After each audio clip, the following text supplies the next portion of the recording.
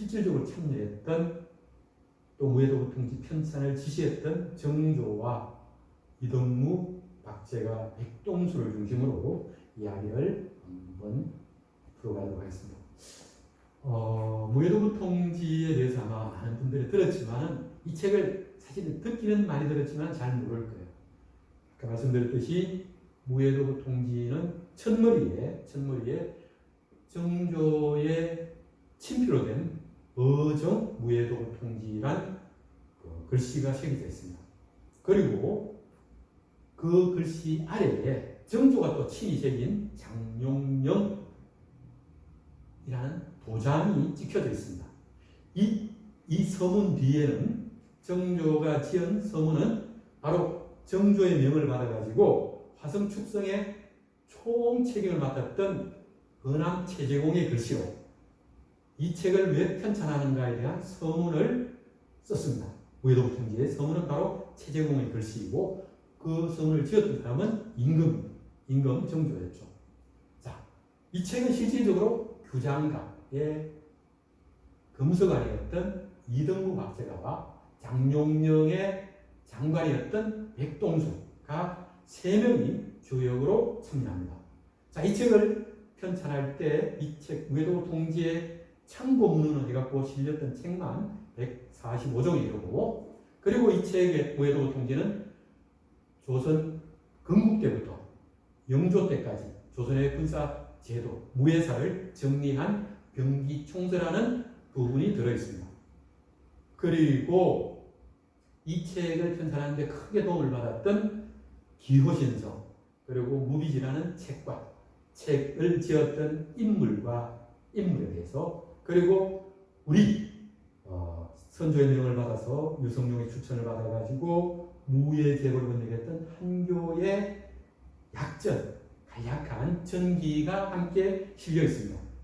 또 하나는 이 법례, 이 책은 어떻게 이렇게 편찬이 되었는가라는 어떤 여러 가지 이 책이 나올 수 있게 되었던 배경에 대한 것들을 법례를 통했고, 일러두기하고 비슷한 말입니다만 바로 참고했던 이러한 방식, 어떻게 편찬한다, 서술의 방식, 대전 통편을 기준으로 삼았다.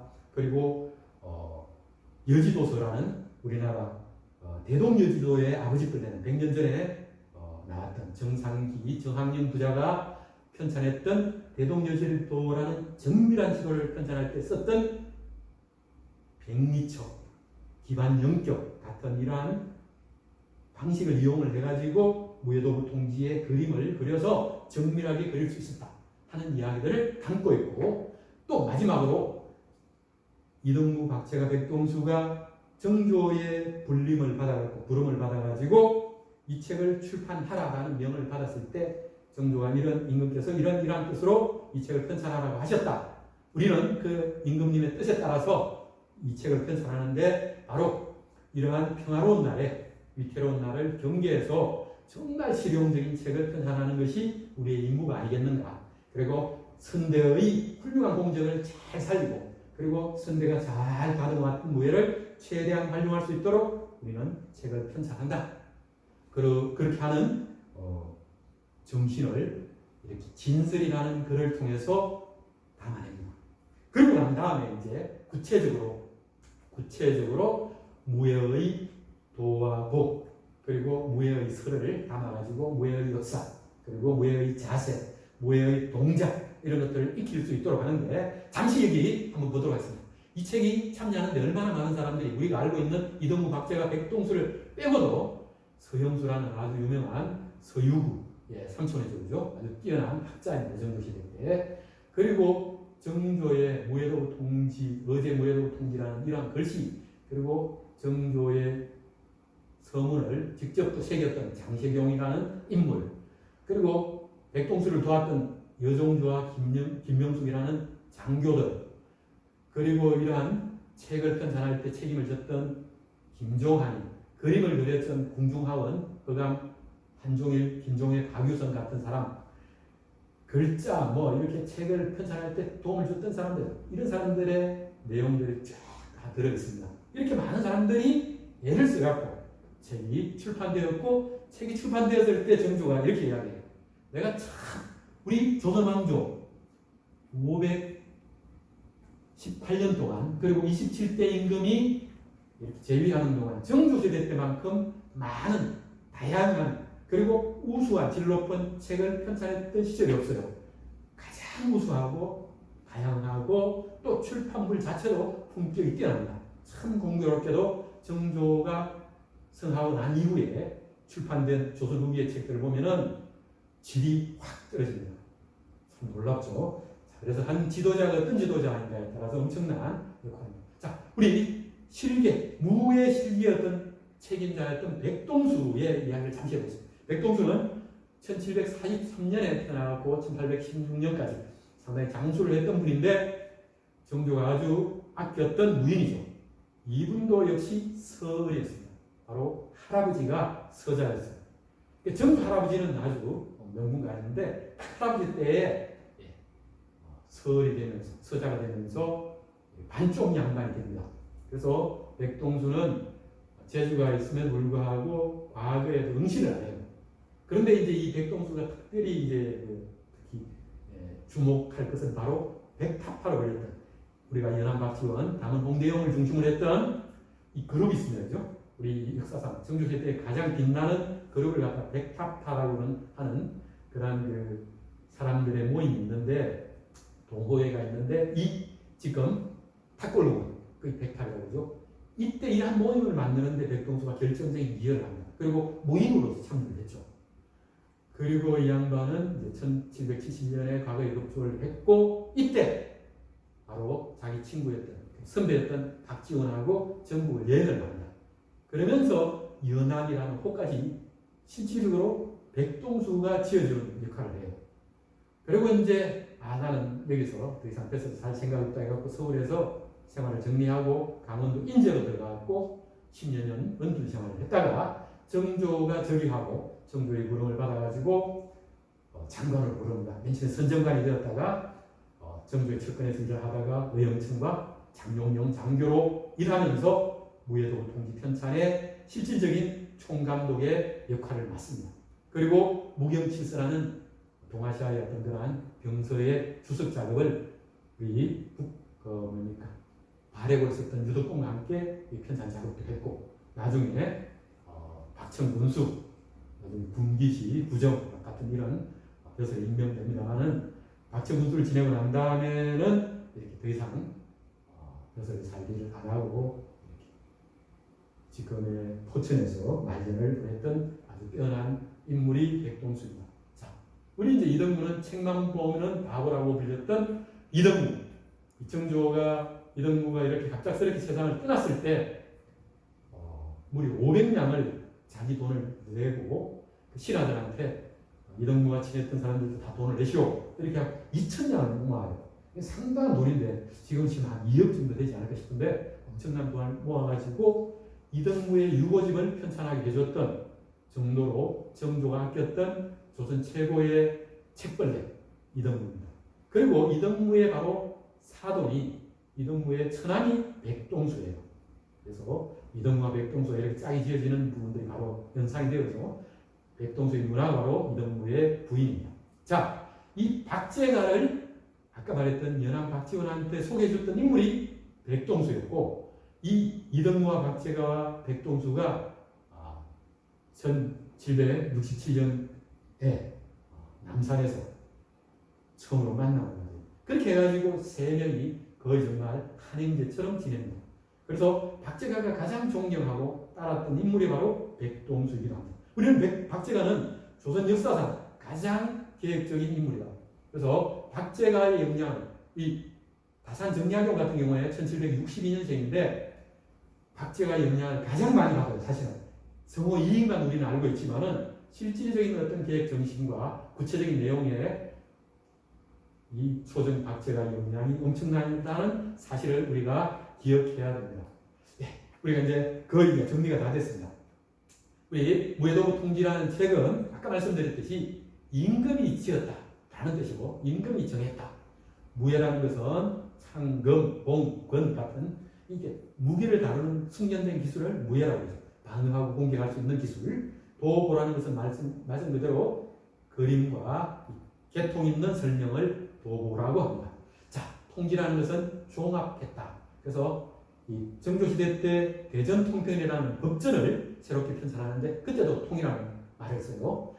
병학통이라고 해서 집법서의 종합서도 편찬하는 그때도 통이라는 글자 쓰고 무예도구 통지할 때도 이 통이라는 글자를 씁니다. 여기 찍힌 도장이 바로 정조가 새긴 장룡령 진이라는 도장이에요. 자, 이렇게 정조는 이렇게 무예도구 통지를 편찬했는데 우리가 무예도구 통지 이제까지 들었으니까 이 정도를 알고 지나가야 돼요. 왜 무예도구 통지를 편찬했는가의 목적 정도는 알아야 돼요. 하나는 정조가 즉위하면서 가장 많이 했던 것은 바로 훈련도감, 금영, 의영청 같은 중앙군령의 군사를 모아가지고 자주 무예를 군사 훈련도 시키고 특히 이제 수원 화성에 올 때 중간중간에 막 갑자기 서로 군대끼리 충돌하기도 하고 또 한 곳에 모아놓고 특히 이제 춘당내라고 해서 창덕구 공원에 군사를 모아가지고 무예를 시험을 자주 봐요. 그렇게 했는데 놀랍게도 훈련도감대로 금영대로 의영청은 의영청대로 자세가 조금씩 다른 거야. 왜 이런 일이 벌어졌는가 봤더니 각자가 서로 교육을 안 했던 거야. 한꺼번에 한가운데 놓고 보지도 않았고 시험을. 그래서 정조는 이러한 자세는 잘못되었다. 이러한 태도는. 그래서 군대를 한 곳에 모아놓고 자세를 통일합니다. 표준화. 대단히 중요한 거죠. 그죠? 도량인의 통일한 만큼이나 중요한 것이 무예의 표준화였습니다. 그렇게 하고 또 하나 군사훈련의 어떤 그런 것을 훈련대장한테 금영군대를 지휘하기도 하고 금영군대를 장룡령 대장이 지휘하기도 해가지고 어떤 대장이든 군사를 지휘할 수 있도록 하는 그러한 지휘계통의 통일도 동시에 이루어집니다. 이런 부분들의 큰 테두리 안에서 무예의 표준화라는 것들도 이해하면 좋을 것 같아요. 두 번째, 무예를 익힐 때 역시 참고서가 필요한데 정말 딱 펼치면 바로 이해할 수 있는 책이 필요하다. 그래서 정말로 중국이나 일본에서도 비교할 수 없는 무예도구 통지라는 탁월한 책을 편찬해냅니다. 세 번째, 이 책을 편찬함으로써 이렇게 모양 내기의 그러한 무예를 예방할 수 있다. 무예제고에 실려있는 내용을 보면 이렇게 이야기합니다. 바로 무예를 교습하다가 세월이 지나가다 보니까 자꾸 보기 좋은 자세를 자꾸 반복을 하게 된다. 그래서 그걸 갖다가 화법이라고 합니다. 화법. 모양 좋은, 이 화가 또 화자죠. 모양 좋은 무예 동작이 등장하는데 이것은 절마 안 된다. 그래서 정법을 계속해서 전승하기 위해서는 정법을 바른 법을 익기 위해서는 교범이 있어야 된다. 그래서 무예도구 편찬은 바로 정법을 후대까지 계속 이렇게 익기 위한 교범의 필요, 그죠? 하나는 창고의 필요이기도 하고 또 하나는 정법을 계속적으로 교육시키고 개선하기 위한 필요에 의해서 익힙니다. 또 하나는 숨은 의도가 있습니다. 그것은 바로 아버지 사도세자의 명예 회복을 위한 거예요. 우리 아버지가 책을 펴냈던 데가 바로 세상을 떠나기 3년 전이었던 1759년이었다.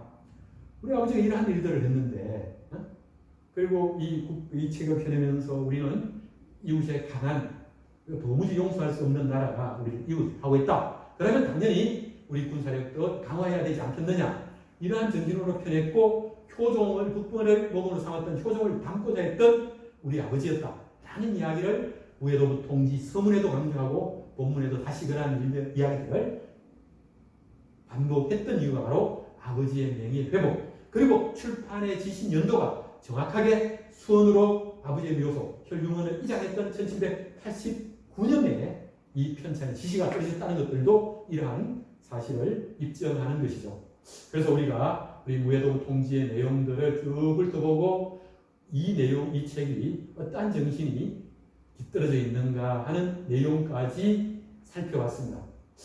그래서 우리는 정조의 어떤 우리 무인으로서의 정조의 정신, 그리고 또 장룡령을 창설했던 어떤 새로운 군령 창설의 주역으로서의 정조, 그리고 정조의 철학이 깃들어져 있는 말이 바로 지휘와 싸움을 멈추게 하는 것이다. 지휘와 지화라는 말, 이 말을 했던 것. 이 말은 바로 경장대고라고 해서 그 나라를 새롭게 하기 위한 네 가지 정책, 그죠?